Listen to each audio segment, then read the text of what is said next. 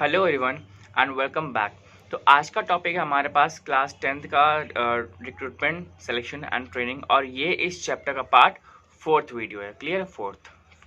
ठीक है, तो आज का हमारे पास टॉपिक है that is the steps in selection process. ठीक है, हमारे कौन कौन से स्टेप्स होते हैं, कौन कौन से जो हर्डल्स होते हैं that we have to look after that and we need to get prepare for that. ठीक है, इतने सारे इंटरव्यूज वगैरह होते हैं, इतने सारे जो हमारे पैनल इंटरव्यू होते हैं और स्टेप्स के जो प्रोसेस होते हैं, एक कैंडिडेट को स्टार्टिंग से लेकर के एंड तक उसको फॉलो करना होता है और उसको पास भी करना होता है just to get the placement, just to get the job.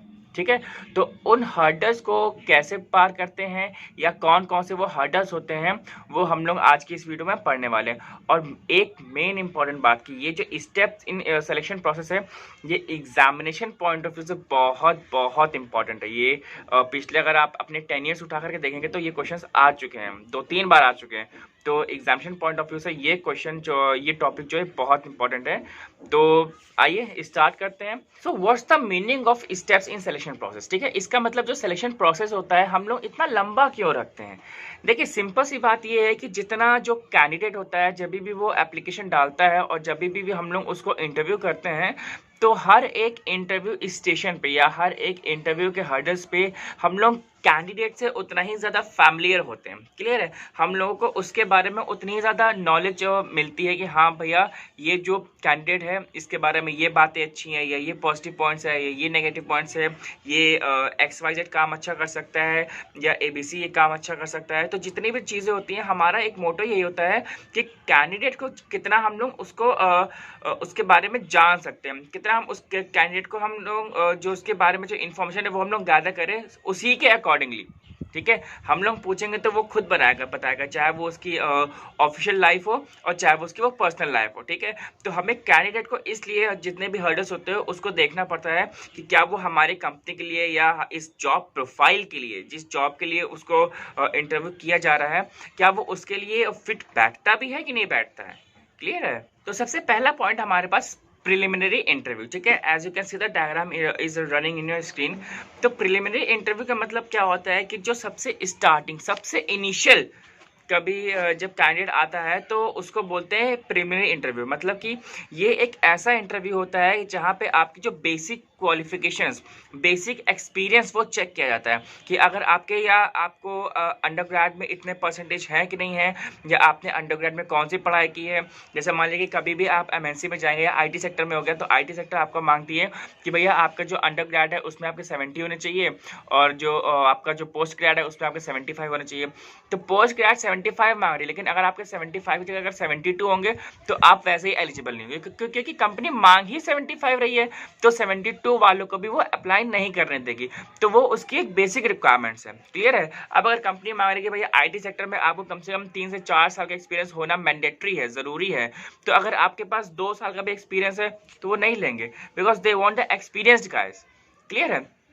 तो यहाँ पे जो प्रिलिमिनरी इंटरव्यू यही होता है कि यहाँ पे जो नॉर्मल, जो ऑर्डिनरी जो लोग भी होते हैं, जो क्या कहते हैं, जो एम्प्लॉयज होते हैं, वही आपको बता देंगे भाई आप इसके लिए एलिजिबल हो, इस प्रोफाइल के लिए कि नहीं एलिजिबल हो। क्योंकि वो बेसिक रिक्वायरमेंट चेक करते हैं, आपकी क्वालिफिकेशन हो गए, आपके जो क्वालिफिकेशन जो आपने परसेंटेज जो गेन किए हैं वो हो गए।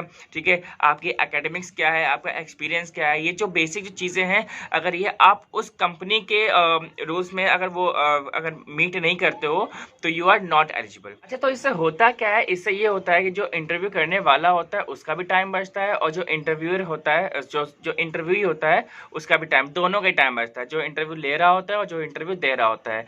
तो उसमें होता क्या, हम लोग नॉर्मल बहुत ही अच्छे से कैंडिडेट को जो होता है वो फिल्टर कर लेते हैं कि जिससे कि भाई उनका जो कंपनी का जो टाइम और जो मनी है वो बच जाता है, और जो इंटरव्यू देने आया है जो कैंडिडेट है उसका भी टाइम बच जाता है कि उसको मालूम है कि भैया हम आगे के हर्डल्स नहीं पार कर सकते, जिससे कि हम जाके कहीं दूसरी जगह पे हम लोग अप्लाई करें। क्लियर है? तो यहाँ पे जो दोनों लोग होते हैं, party A and the party B, वो आके अपना जो टाइम और जो मनी है वो अपना बचा सकते हैं। नेक्स्ट पॉइंट है हमारे पास एप्लीकेशन ब्लैंक। ठीक है, जब भी आप जो प्राइमरी इंटरव्यू अगर आपने क्लियर कर लिया है, जो नॉर्मल जो एक ओवरव्यू होता है, तब आपको एक जो कंपनी होती है वो एक एप्लीकेशन ब्लैंक या फॉर्म देती है, जिसमें कि आपका name, address, phone number, email address, ये जो बेसिक जो इन्फॉर्मेशन होती है, डेट ऑफ बर्थ, ठीक है, ये जानने को मिलता है। ठीक है कि भाई जैसे आप लोगों ने कभी भरा होगा, ठीक है, तो ये जो चीज़ें होती है ये आपको हेल्प आउट करती है, और ये जो डिटेल्स होती है ये आपका एक परमानेंट होता है। ठीक है, आपका एड्रेस परमानेंट ही होगा, आपका फ़ोन नंबर परमानेंट होगा, जिससे कि जो कंपनी को जो आपके बारे में जो डेटा है वो सेव करने में बहुत आसानी होगी। सो थर्ड टॉपिक हमारे पास सिलेक्शन टेस्ट। ठीक है, सो इन दिस हम लोग पहले जो 2 कर चुके हैं, अब यहाँ पे आता है टेस्ट। टेस्ट नाम से एक थोड़ी सी घबराहट सी होती है। तो यहाँ पे जो हम लोग कैंडिडेट्स की जो स्क्रूटनिंग कर चुके हैं यहाँ पे, तो अल्टीमेटली हमारे पास उसको कैंडिडेट को जज करने के लिए हमारे पास एक अल्टीमेटली टेस्ट ही बचता है। ठीक है, तो यहाँ पे जो टेस्ट हो सकता है ये आपका फिजिकल फॉर्म में भी टेस्ट हो सकता है, ये आपका एप्टीट्यूड टेस्ट भी हो सकता है, ये इंटेलिजेंस टेस्ट भी हो सकता है, जिससे कि आप कैंडिडेट को बहुत अच्छी तरीके से उसको जज कर सकें, और ये देख सकें कि क्या कैंडिडेट का इसको नॉलेज है कि नहीं है, क्या ये इस पोजीशन के लिए फिट बैठता भी है कि नहीं है, कि हम लोग बस ऐसे ही इसके साथ टाइम पास करें। ठीक है, तो एक जो हमें इसका टेस्ट करना होता है, तो टेस्ट भी हमारे पास बहुत टाइप के टेस्ट होते हैं। ठीक है, तो सबसे पहला आता है आपका इंटेलिजेंट टेस्ट। इंटेलिजेंट टेस्ट क्या होता है? That is the reasoning and the comprehensive test होता है। ठीक है, जस्ट टू जज it's vocabulary and the memory. ठीक है, जैसे आप लोग मालूम है, जैसे कि आप लोग वो देते हो ना, क्या बोलते हैं, कंपटीशन लेवल के जो होते हैं टेस्ट वगैरह, तो उसमें हमारा इंटेलिजेंट टेस्ट भी आता है। Next is the aptitude test. Aptitude test क्या होता है कि जो भी आप जिस फील्ड से जा रहे हो, तो उस फील्ड के बारे में आपको नॉलेज होनी चाहिए। ठीक है, तो उसी को हम लोग बोलते हैं, एक रिटन फॉर्म में वो टेस्ट होता है। ठीक है, to measure the candidates capacity to learn particular skills and his potential abilities. Clear है। Next is the trade test. Trade test क्या होता है? जो कैंडिडेट का जो ऑक्यूपेशन होता है, हम उसी के ऑक्यूपेशन से ही रिलेटेड उसका टेस्ट लेते हैं। As such we can say the, जैसे कि आपके बुक में दिया हुआ है कि भाई अगर कोई टाइपिस्ट है तो हम लोग उससे 1 या 2 पेज या 1 पैरा हम लोग टाइप करवा के देख लेंगे, जिससे कि हम लोग उसकी ग्रामेटिकल एरर्स जो होते हैं वो जज कर लेंगे, और जो उसकी जो स्पीड है, जो उसकी एक्यूरेसी है, वो हम लोग जज कर सकते हैं। क्लियर है। नेक्स्ट आता है आपका entrance test, interest test. Such tests are employed to find out the preference of an individual of a certain type of work. Clear है कि उसका जो इंटरेस्ट है वो किस फील्ड में है या किस डिपार्टमेंट में होता है। नेक्स्ट है आपका पर्सनैलिटी टेस्ट, जस्ट टू जज the emotions and the temperament. ठीक है, मैच्योरिटी लेवल के भैया कैसे ये बात करेगा, ठीक है, क्या इसकी पर्सनैलिटी है। ठीक है, नेक्स्ट फिर आता है आपका डेक्सटेरिटी टेस्ट। यहाँ पे ये होता है just use his hand and fingers in the industrial work. ठीक है, कि ये जो अपनी जो पर्सनालिटी है, जो अपनी बॉडी लैंग्वेज है, ये अपनी जो उसमें इंडस्ट्रियल वर्क में कैसे यूज़ करता है। ठीक है, वहाँ पे अब इंडस्ट्रीज में अगर आप मशीनरी वगैरह चलाइएगा, तो वहाँ पे मशीनें चलाने में भी स्किल्स होती है। ठीक है, तो हमें उस चीज़ को भी देखना है कि वो किस तरीके से वो वर्क ऑन करता है। सो नेक्स्ट टॉपिक है हमारे पास सिलेक्शन और द फाइनल इंटरव्यू। ठीक है, तो इसको हम लोग बोल सकते हैं कि भैया ये हमारा फेस टू फेस कॉन्वर्सेशन होता है या 1-on-1 कॉन्वर्सेशन होता है, जिससे कि हम लोग जो कैंडिडेट होता है उसको इंटरव्यू करते हैं पर्सनली, फेस टू फेस बैठा के सामने। तो यहाँ पे हम लोग ये देखते हैं कि जितनी भी जो इन्फॉर्मेशन या जो भी डेटा उस कैंडिडेट का हमको मिला था, जो पिछले जो टेस्ट हो चुके हैं, क्या वो सही है भी कि नहीं सही है। ठीक है, उसको हम लोग ये बताते हैं कि एक्चुअली में वो जिस जॉब के लिए या जिस पोजीशन के लिए वो अप्लाई कर रहा है, एक्चुअली में वो जॉब प्रोफाइल है क्या। ठीक है, तो यहाँ पे ये चीज़ें देखते हैं। तो सबसे पहला यहाँ पे इसके कुछ पॉइंट्स भी हैं, ये देखिएगा। फर्स्टली क्या है, it is a time consuming and the expensive device. ठीक है, नॉर्मल से बात है, टाइम कंज्यूमिंग है, क्योंकि यहाँ पे हम लोग 1-on-1 कॉन्वर्सेशन कर रहे हैं, और यहाँ पे 1-on-1 कॉन्वर्सेशन करने के लिए it is a very expensive task. Clear है। सेकेंडली क्या है, it can test only the personality of the candidate and not his skills for the job. ठीक है, तो उसकी आप पर्सनैलिटी देख सकते हैं, उसकी आप मेंटल स्ट्रेंथ को जज कर सकते हैं, लेकिन आप उसकी स्किल्स को जज नहीं कर सकते। क्लियर है।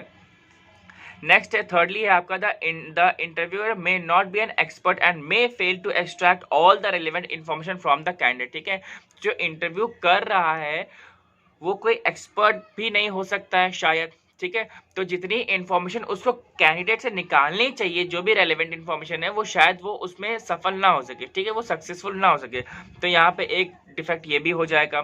फोर्थ क्या है, द पर्सनल जजमेंट और the bias of the interview may make the result of the interview inaccurate. ठीक है, जो पर्सनल इंटरव्यू, मान लीजिए कि पहले से आप उसको जानते हो या आपकी उससे लड़ाई हुई हो पहले, ठीक है, तो आपका एक पर्सनल एक व्यू था, वो अगर उसने इंटरव्यू अच्छा किया भी होगा तब भी आप उसको रिजेक्ट कर दीजिएगा। ठीक है, क्योंकि आपका उसका पर्सनल बायस है। ठीक है, आपको उसके कुछ पर्सनल इश्यूज हैं, जो कि आप उसको मतलब नहीं पास करना चाह रहे हो। क्लियर है? So this is the final interview. तो नेक्स्ट टॉपिक है हमारे पास ग्रुप डिस्कशन, ठीक है, जिसको हम लोग शॉर्ट फॉर्म में बोलते हैं जीडी।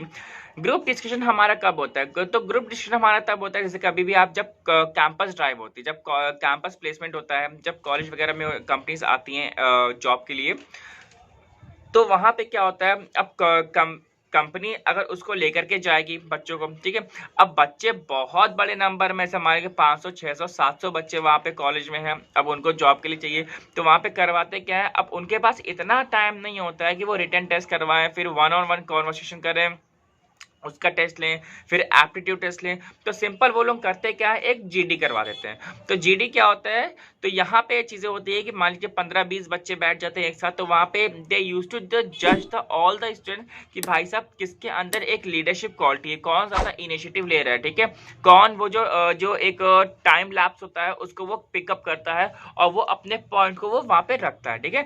तो इस जो ग्रुप डिस्कशन होता है, मान लीजिए 20 लोग बैठे हुए हैं या 20 लोग इंटरव्यू के लिए बैठे हुए हैं, तो उन 20 में आपको 5 ऐसे पर्सन लगते हैं जो कि आपके जॉब प्रोफाइल के लिए अच्छे हैं और बहुत ही एक्यूरेट है। एक्यूरेट तो नहीं कहेंगे, मतलब ये लगता है कि हाँ वो सुटेबल है, ठीक है, उस कैंडिडेट, वो जो कैंडिडेट आप जो ढूंढ रहे हो उस चीज के लिए वो सुटेबल है।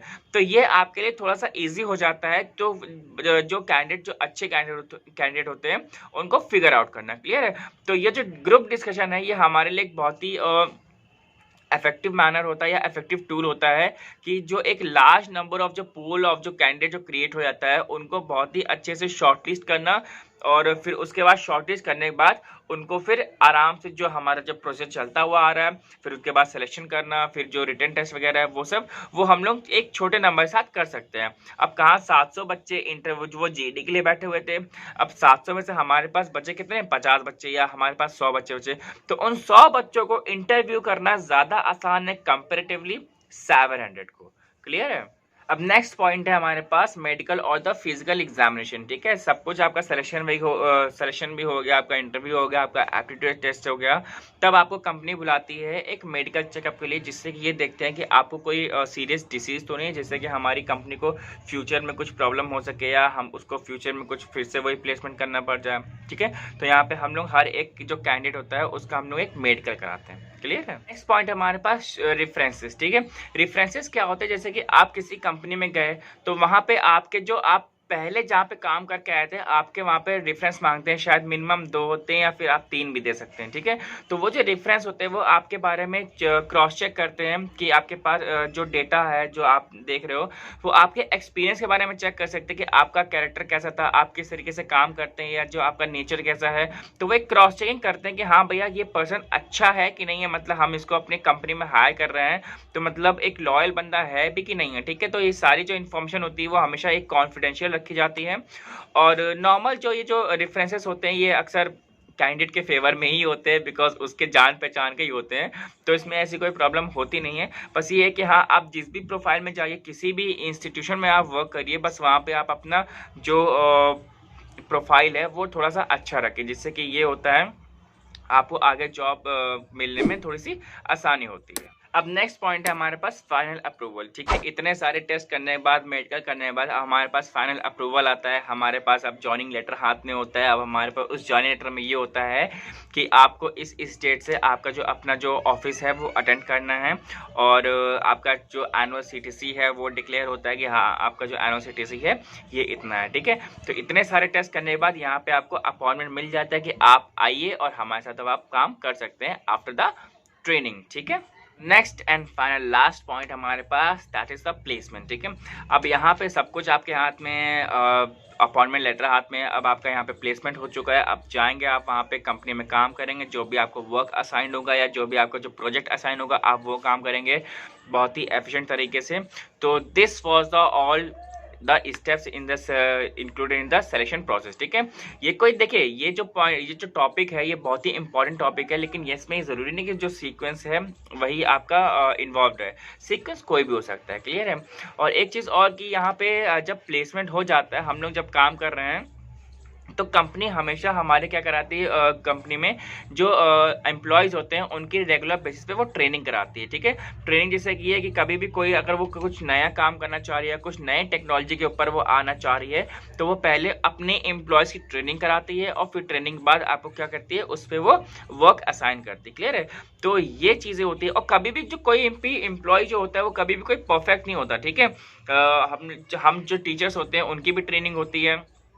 ठीक है, और जो स्कूल में जो कॉलेज में जो टीचर्स पढ़ाते हैं उनकी भी ट्रेनिंग होती है, जो मोटिवेशन स्पीकर्स होते हैं उनकी भी ट्रेनिंग होती है। तो दुनिया में हर एक चीज़ की ट्रेनिंग होती है, जिससे कि आप जो अपनी जो वर्क की जो एफिशिएंसी है वो बहुत अच्छे से कर सके और उसमें एक्यूरेसी ला सके। बस दैट्स, ठीक है। So that's all for the today. तो आपको शायद ये वीडियो अच्छी लगी होगी, और ये वीडियो बहुत बहुत इंपॉर्टेंट है एग्जामिनेशन टर्म्स के रिगार्डिंग। एग्जामिनेशन में ये क्वेश्चन बहुत बार आ चुका है, तो इसलिए बता रहा हूँ कि अच्छे से इस चीज़ को पढ़ लीजिएगा। ठीक है, तो आज यहीं तक रखते हैं। Till then bye bye and thank you very much.